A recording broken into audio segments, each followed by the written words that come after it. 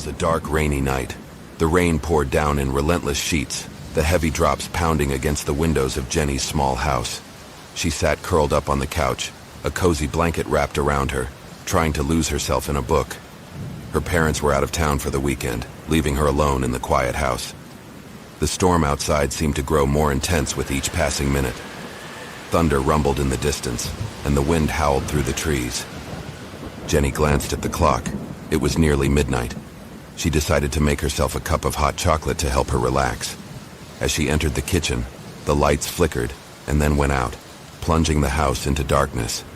Jenny's heart skipped a beat.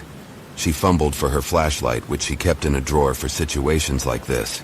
The beam of light cut through the darkness, casting long, eerie shadows on the walls. Just as she was about to pour the hot chocolate, she heard a sound that made her freeze. A faint, persistent knocking at the front door. Jenny's grip tightened on the flashlight. Who could be visiting at this hour in such terrible weather? She hesitated for a moment, then walked slowly to the front door. The knocking continued, steady and insistent.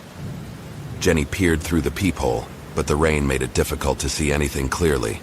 She took a deep breath and opened the door a crack, the chain still fastened. Standing on her porch was a young woman, drenched from the rain. Her long, dark hair clung to her face and her clothes were soaked through. She looked up at Jenny with wide, frightened eyes. "Please, can you help me?" the woman said, her voice barely audible over the sound of the storm. "My car broke down and my phone is dead. I need to use your phone to call for help." Jenny's mind raced. She knew she should be cautious, but the woman looked genuinely desperate. "Okay, just a moment," she said, closing the door to unfasten the chain. She opened it wider and gestured for the woman to come inside. The woman stepped into the hallway, dripping water onto the floor. Jenny handed her a towel. "Here, dry yourself off. The phone is in the living room." The woman nodded gratefully and took the towel. "Thank you so much. My name is Sarah." "I'm Jenny," she replied. "Go ahead and use the phone. I'll get you some dry clothes." Jenny went upstairs to find some clothes for Sarah. She rummaged through her closet, finally picking out a sweatshirt and sweatpants. As she was about to head back downstairs, she heard a faint noise that made her stop. It sounded like whispering, coming from the direction of the living room. Her heart began to race again. She crept down the stairs, trying to make as little noise as possible. When she reached the bottom, she saw Sarah standing in the middle of the living room, her back to Jenny. She seemed to be talking to herself, her voice low and urgent. "Sarah?" Jenny called out, trying to keep her voice steady. "Is everything okay?" Sarah turned around slowly, and Jenny's blood ran cold. The woman's eyes were wide and empty, her expression twisted into a grotesque smile.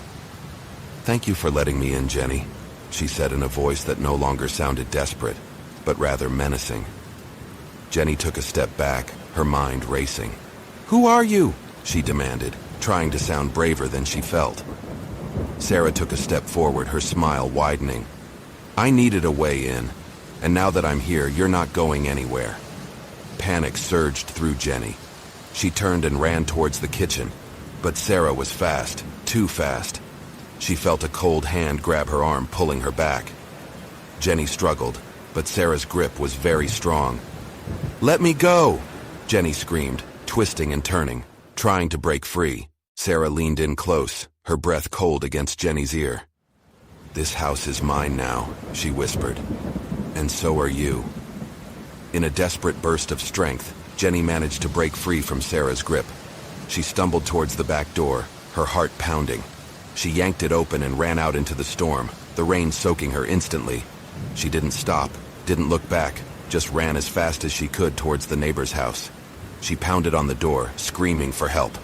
The door opened, and Mr. Thompson, her elderly neighbor, stood there looking alarmed. "Jenny, what's wrong?"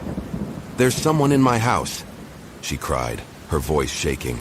"Please, call the police." Mr. Thompson quickly ushered her inside and locked the door.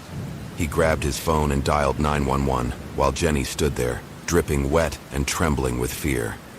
When the police arrived, they searched Jenny's house from top to bottom, but found no sign of Sarah. The only evidence that she had been there was the wet footprints leading from the front door to the living room, and the towel she had used to dry herself. The officers assured Jenny that they would keep an eye on the neighborhood and advised her to stay with Mr. Thompson for the night. As she sat in the warmth of her neighbor's house, wrapped in a blanket, she couldn't shake the feeling that Sarah was still out there, watching and waiting.